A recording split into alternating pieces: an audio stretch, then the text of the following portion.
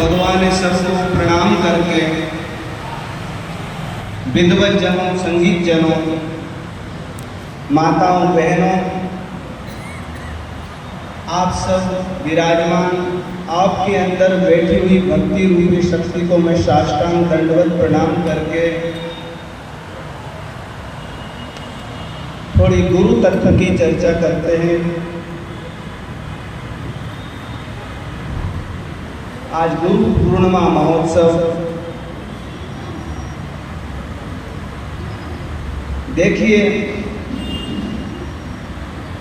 जगत के गुरु तो भगवान श्री कृष्ण, पितासि लोकस्य चराचरस्य तुमस्य पूजस्य गुरुर्गरीयान् नेत्वत्समो अधिकैकुतुम्यो लोकत्रय प्रतिमा प्रभाव।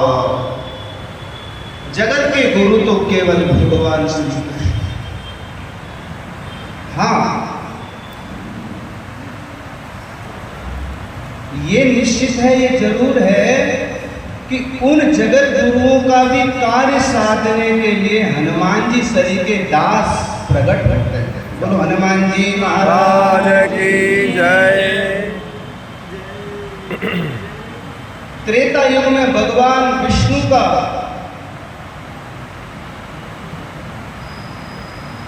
कृतेय ध्यायतो विष्णु परमात्मा सतयुग के चतुर्भुजनाथ लक्ष्मी नारायण का प्रभाव था। त्रेतायाम यजतो मखई, जब त्रेता युग आया भगवान श्री राम और द्वापर आया तो परमात्मा श्री कृष्ण का प्राकट्य हुआ। लेकिन चारों युग पर ताप तुम्हारा, बोलिए चारों युग पर ताप तुम्हारा है, परिसिद्ध जगत उजियारा है, परिसिद्ध जगत उजियारा। भगवान हनुमान जी महाराज का चारों युग में प्रताप है। सतयुग में भी था, त्रेता में भी था, द्वापर में भी था और कलयुग में भी भगवान हनुमान जी का प्रभाव है। और जगत के गुरु परमात्मा है बंधुओं, लेकिन हमको तो एक थोड़ा सा माध्यम बना देते हैं परमात्मा। वो भी माध्यम कितना सा बनाते हैं, ये ध्यान से सुनने का विषय है। जैसे एक चींटी है और चींटी के भी पग में उसमें भी घुंघरू जैसा बंधा हुआ है। अब वो कितना छोटा होगा आप अंदाजा लगा सकते हैं। चींटी के पैर में घुंघरू बंध रहा है, वो कितना छोटा होगा। लेकिन परमात्मा, तब परमात्मा कहा जाता है, परमात्मा तब जगत गुरु कहा जाता है, तब बिन पग चलहि, बिन पग चलहि सुनहि बिन काना। देखिए इतना सा छोटा शब्द, छोटे प्राणियों का घुंघरू का शब्द भी परमात्मा अपने कानों से सुन लेता। और बिन कर कर्म करहि विधि नाना, भगवान के हाथ नहीं है मान लो, लेकिन फिर भी कितना कर्म भगवान करते हैं, तब वो भगवान जगत गुरु है। हम अंश मात्र के जो गुरु हैं वो ठीक इसलिए हैं, बहुत ध्यान से सुनो।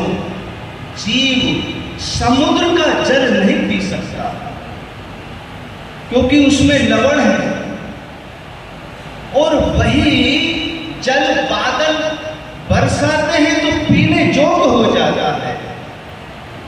ऐसे ही सांसारिक जीव की ताकत नहीं कि वो परमात्मा के साक्षात्कार को सहन कर सके। अगर परमात्मा जीव के सामने आ जाए तो जीव, जब एक सूर्य की थोड़ी सी गर्मी में जीव तिलमिलाने लग जाता है, तो परमात्मा की कांति दिव्य सूर्य सहस्रस्य 1000 सूर्य एक समान होकर के चमके, उतनी परमात्मा की दैनिकता है, उतनी परमात्मा का प्रकाश है, तो जीव कैसे सहन कर पाएगा? तब भगवान ने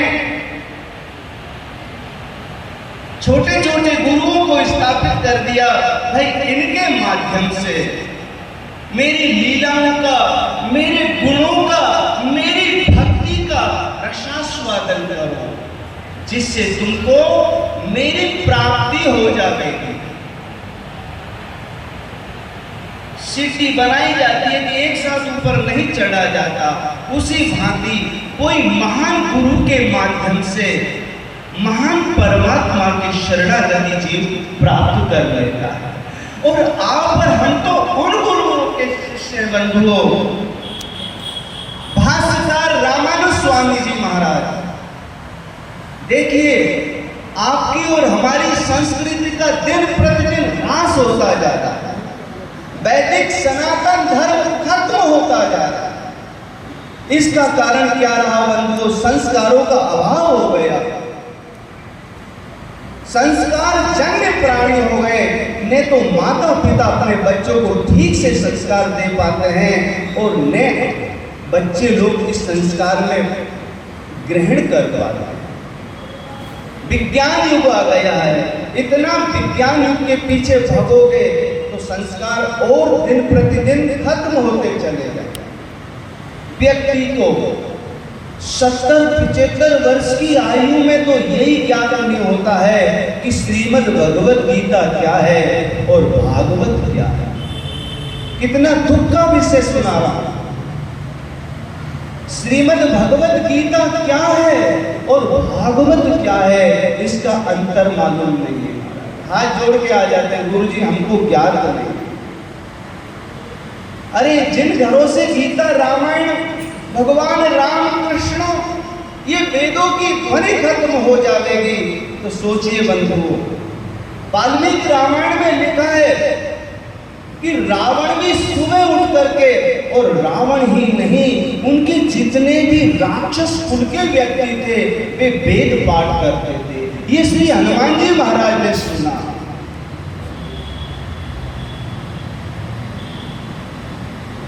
ये श्री हनुमान जी महाराज ने अपने कर्णों से सुना। तब हनुमान जी ने कहा, विद्यसे स्तिष्ठु चापल्यम विद्यते विप्रेषु तपः। विप्र तपस्वी होते हैं, ब्राह्मण तपस्वी होते हैं बंधुओं, और यही ब्राह्मण, यही गाय, यही गंगा और यही यमुना आपको और हमारे पापों का क्षय करती है। अभी तक आपको प्राय ज्ञात होगा कि भगवती गंगा का प्राकट्य, भगवती गंगा का अवतरण सगर के पुत्रों को तारने के कारण अंशुमान आदि के पुत्र भगीरथ के द्वारा हुआ। आज आपको कुछ थोड़ा हटके में सुनाना चाहता हूं। भगीरथ महाराज ने भगवती की तपस्या किया। भगवती गंगा बोलती है, पतंगिया में मही तले। अरे भागीरथ, मैं जब जोर से गिरूंगी तो रसातल को चली जाऊंगी। गंगा क्या है? गंगा धारा है। धारा क्या है? राधा है। राधा क्या है? तत्व है, चिंतन है। कहा मैं जब गिरूंगी तो मेरा वेग बहुत अधिक हो जाएगा, तो मेरे वेग को धारण करने की व्यवस्था करो। यही ज्ञान था आज तक आप लोगों को। लेकिन मैं कुछ आपको जो कहना चाह रहा हूं, जिस उसमें लाना चाह रहा हूं प्रसंग में, वो प्रसंग को मैं कहता हूं। एक दिन भगवान श्री कृष्ण और राधा, भगवान कृष्ण ने अपनी लाडली जू का श्रृंगार अपने हाथ से किया। लाडली जू का श्रृंगार भगवान श्री कृष्ण ने अपने हाथ से करके, सरदोल फुल मल्लिका नहीं थी वहां। ये प्रसंग कार्तिक मास की पूर्णिमा के दिन का था। भगवान ने श्रृंगार किया भगवती राधा का, और भगवान कृष्ण और राधा जब एकीकार होकर के तप्त कांचन गौरांगी राधा वृंदावनेश्वरी भगवती राधा और भगवान कृष्ण जब एकीकार होकर के प्रकट हुए हैं दोनों, उस समय भगवती सरस्वती वहां आ गई थी। कौन आ गई? भगवती सरस्वती आ गई। कार्तिक मास का समय, और जब जैसे ही भगवान श्री कृष्ण और भगवती राधा ने अपना ऐसा स्वरूप बना लिया कि अब दोनों मिलकर के नृत्य करेंगे, उसी समय भगवती सरस्वती ने बंधुओं अपना सुर छेड़ा है। ऐसा सुर छेड़ा सरस्वती ने कि ध्यान मुक्त हो गए। अब साक्षात सरस्वती गावे, साक्षात सरस्वती जिसका आलाप लगावे। देखो संगीत जन भी कितने चतुर होते हैं, जब तक सुर वाले थे साथ थे और बिना सुर वाले आ गए सब नीचे उतर गए। बोलो लक्ष्मी नारायण भगवान। ये सुरवी बंधुओं भगवती की ही आराधना, भगवती का ही कृपा पात्र है। सुर मिलना भी भगवान की ही कृपा है। एक दिन नारद जी के मन में कुछ संगीत सीखने की इच्छा हो गई। नारद जी ने वीणा पर आलाप लगाया, लेकिन सीखा हो तो नारद जी बजाए ढंग से। नारद जी की वीणा से सुर सही नहीं निकला तो सत्यभामा देख रही थी इस विषय को। नारद जी को ले जाकर के धीरे से कान में कहा, नारद जी सुर भंग हो रहा है, थोड़ा सुर ठीक लगा। देखो माँ कृपा कैसे करती है, ऐसे करती है। माँ कृपा कैसे करती है, ऐसे कृपा करती है। दूर ले जाकर के समझाया, सुर सही नहीं बैठे और सुर मिले मिले सरस्वती, गुरु मिले मिले ज्ञान, ज्ञान की प्राप्ति गुरु से। गुरु गुरु नहीं है, गुरु तत्व है।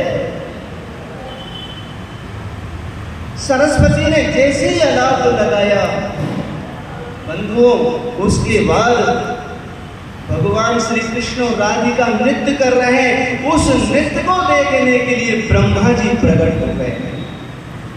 ब्रह्मा ने भी अपने चतुर्मुख से वेदोच्चारण किया है और इसके बाद भगवान नटराज, भगवान शंकर आ गए हैं, जिनके डमरू की ननाद से आई और छह खपय छठ तक ये स्वर वहीं से निकले हैं। जब भगवान शिव ने अपना सुर लगाया, अपना नटराज गान छेड़ दिया, तो बंधुओं राधा और कृष्ण के नेत्र में इतना जल बह गया, इतना जल बह गया कि राधा और कृष्ण दिखे ही नहीं। राधा और कृष्ण दिखे नहीं, वहां पूरा जल ही जल, जल ही जल हो गया, पूरा जल हो गया। तो लिखा है 18वें पुराण से, मैं पुराण पर बोल रहा हूं, उस पुराण में लिखा है राधा कृष्णांग पराभूता, राधा और कृष्ण के, राधा कृष्ण परांग भूता, राधा और कृष्ण के अंग से मुक्ति प्रदायक, मुक्ति को देने वाली और मुक्ति को देने वाली, क्या तापहारी, पापहारी, ताम्रधारी, शैलक प्रचारी भगवती गंगा ही मानो वहां प्रकट हो गई। मानो नहीं, शास्त्र में साफ लिखा है, स्थाने स्थाने, जगह जगह स्थापित कर दिया भगवती गंगा को।